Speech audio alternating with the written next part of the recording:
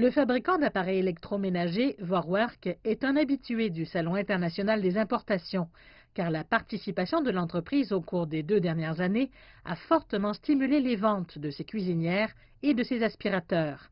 Après la première exposition en 2018, les ventes de Vorwerk ont augmenté de 30% en Chine, alors que la deuxième exposition l'année dernière a donné une croissance supplémentaire de 41%. Les normes de consommation dans les villes de premier, de deuxième, voire de troisième rang en Chine sont presque les mêmes que celles de certains pays occidentaux, voire des leaders mondiaux. Nous croyons que nous pouvons amener des idées de consommation chinoise à d'autres pays et contribuer à promouvoir nos connexions mondiales. Nous sommes très confiants quant à la possibilité d'investir davantage dans la recherche et le développement et même de déplacer certains développements logiciels de l'Europe et des États-Unis vers la Chine. Le fabricant de chaussures Skechers a acquis une telle confiance lors du salon des importations de l'année dernière qu'il était sûr d'année.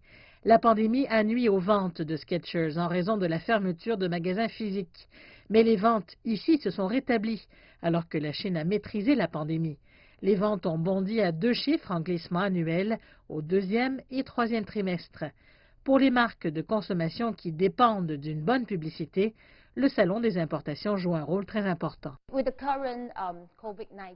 Avec les impacts actuels du Covid-19 et les incertitudes économiques et politiques à l'échelle mondiale, le marché chinois est très important pour les marques étrangères comme nous. C'est une excellente occasion pour permettre à tout le monde de voir qui est Skechers et c'est aussi une excellente occasion de rencontrer tous les fournisseurs et de voir les dernières nouveautés sur le marché. Le président chinois Xi Jinping a évoqué cette année le concept de double circulation, les économies nationales et internationales se soutenant mutuellement en plein cœur des incertitudes économiques mondiales. On s'attend à ce que la tenue de l'exposition internationale d'importation dans ce contexte continue de promouvoir le concept. La Chine a laissé entendre que le concept de double circulation est une stratégie à long terme pour soutenir la croissance, malgré la pandémie de Covid-19 et la menace d'un unilatéralisme croissant de l'économie mondiale.